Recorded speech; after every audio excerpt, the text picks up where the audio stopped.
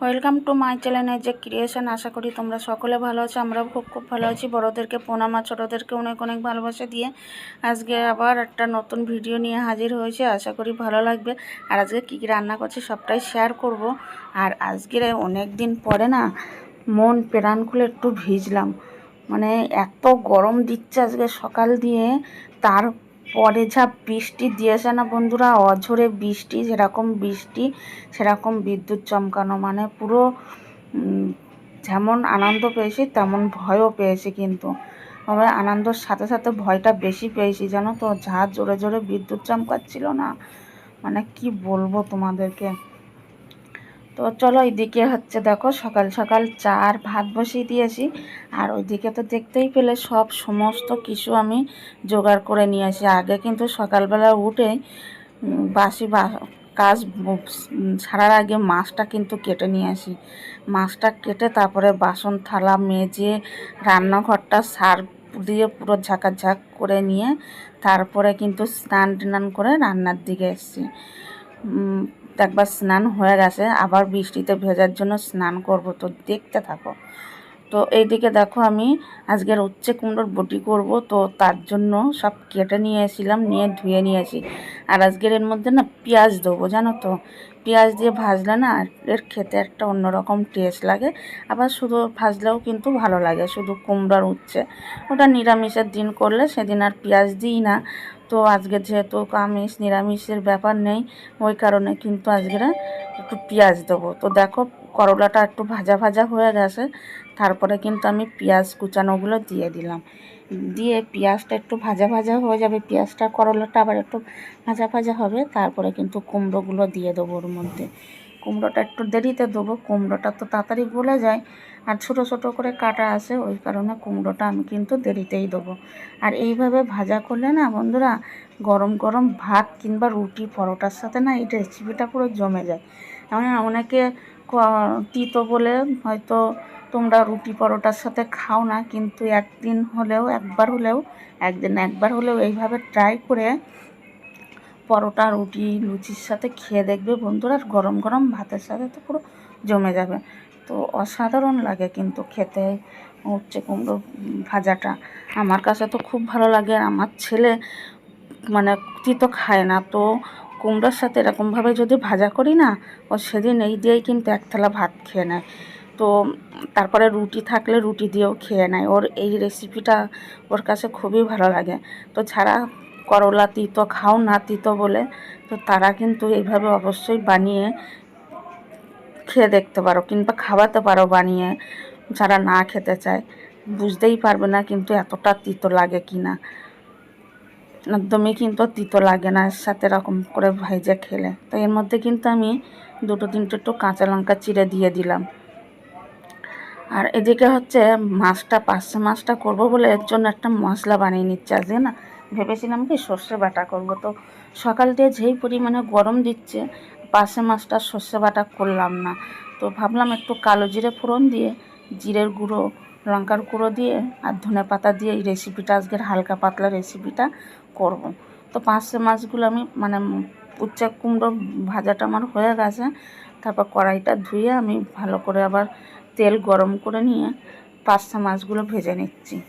তো পার্শে মাছগুলো ভাজা হয়ে গেলে একদম সিম্পলভাবে কিন্তু এই রেসিপিটা, তো বন্ধুরা এত সুন্দর লেগেছে না খেতে, কি বলবো তোমাদেরকে। মানে মনে হচ্ছে এই দিয়েই এক থালা ভাত খেয়ে নিই। মানে আজকে দুটো রেসিপি পুরো জমে গেছে আজকে। তো দেখো পার্শে মাছগুলো কিন্তু খুব বড় বড় না, একদম ছোটো ছোটোই। তো খুব সুন্দর খেতে কিন্তু টেস্টও লাগছিল। আর এইভাবে রান্না করাতে কিন্তু এর টেস্টটা কিন্তু আরও বেড়ে গেছে। আর যেহেতু ধনে পাতা পড়েছে তাতে আরও পুরো জমে গেছে আজকে রেসিপিটা। তো দেখো এই অল্প তেলেই কিন্তু আমি কালো জিরে দিয়ে দিলাম। আর আমি কিন্তু তেল ব্যবহার করিনি, মাছ ভাজার তেলের পরে যেটুক তেল ছিল সেইটুক তেলেই কিন্তু আমি আজকে রান্নাটা করে নিলাম। কালো জিরে ফোড়ন দিয়েছি, দিয়ে তারপরে কাঁচা লঙ্কা ফোড়ন দিয়ে আর ওই যে মশলাটা করে রেখেছিলাম জলে ভিজিয়ে, একটু শুকনো লঙ্কার গুঁড়ো একটু হলুদ গুঁড়ো আর জিরের গুঁড়ো দিয়ে একটা মশলা বানিয়ে রেখেছিলাম, সেই মশলাটা দিয়ে ভালো করে কিন্তু আমি কষাতে থাকবো এখন।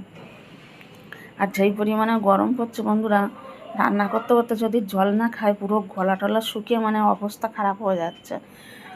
ওই জন্য রান্না করছি, জল খাচ্ছি, আবার এই দেখো ঘাম মসছি, মানে অঝোরে আজকের অঝোরে গরম পড়েছে, অঝোরে। এই গরমের অ্যাকশানটাই দেবে বৃষ্টি, অতিরিক্ত বৃষ্টি হবে। যেরকম গরম দেওয়া যায় তার বিপরীতে কিন্তু প্রচুর পরিমাণে গরম এই বৃষ্টি হয়েছে। আজকে ভোর থেকে অতিরিক্ত গরম, অতিরিক্ত গরম। তারপর 12:30 দিয়ে যে শুরু হয়েছে বৃষ্টি, মানে কি বলবো, অঝোরে বৃষ্টি হয়ে গেছে।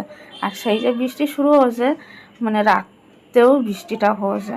আর এদিকে কর্তামশাই গেছিলো জল আনতে, আর ড্রামটা আমি আবার ধরে নিয়ে এসে রেখে দিলাম। আর নিয়ে আসছে মাছের ডিম। তো মাছের ডিমটা কালকে রান্না করব, আজকের আর করবো না। আর যদি পারি রাতে মাখিটাকে রেখে দেবো, খাবার সময় একটু কিছুটা আবার একটু ভেজে নেবো। আজকের কিন্তু রান্নাটা দুপুর পর্যন্তই করেছি, রাত্রের রান্নাটা করিনি। রাত্রেরটা রাত্রেই করব রান্না। তো এখন হচ্ছে এখনকার রান্নাটা করে নিচ্ছি, মানে সকালে দুপুরে খাওয়ার জন্য। আর এদিকে মাছের ডিমটা নিয়ে আসছে, ওটা আবার আমি বাটিতে করে ফ্রিজে রেখে দিচ্ছি। তো রাত্রে আবার পারলে ওটা ধুয়ে ভালো করে ধুয়ে তারপরে মাখিয়ে টাকিয়ে রেখে দেবো। তো কর্তামশাই যেহেতু বললাম না ডিমের অমলেট করে খাবে, তো ওর জন্য আবার অমলেটটা ভাজতে হবে। সরি,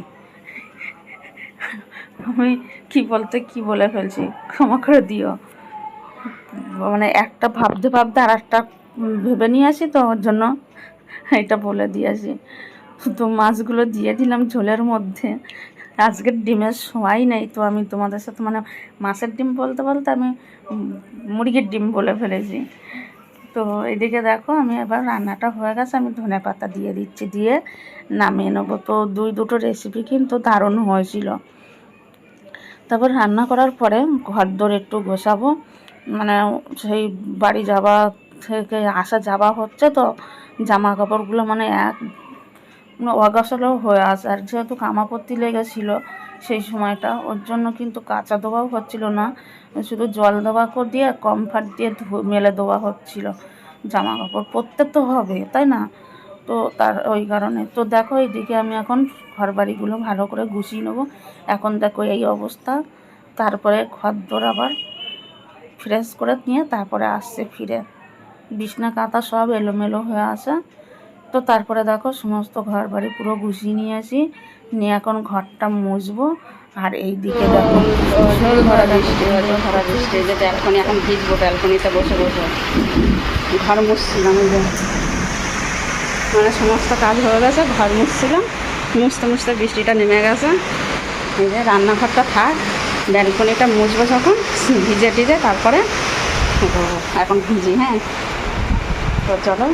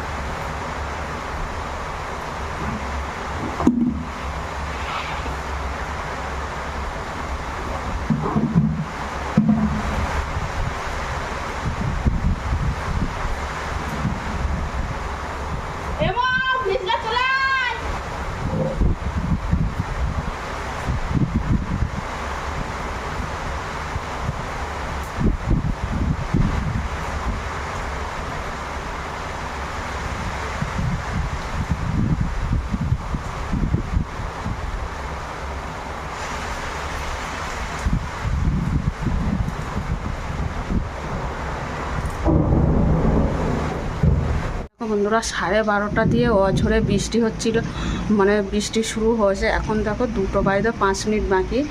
আর আমার অবস্থা আজকে দেখবা, দাঁড়াও আগে এইগুলো দেখিনি। দেখো ওই যে বৃষ্টির জল পড়ছে, এই যে মানে প্রচুর পরিমাণে জল, বলবো শ্রাম বিদ্যুৎ চমকানো।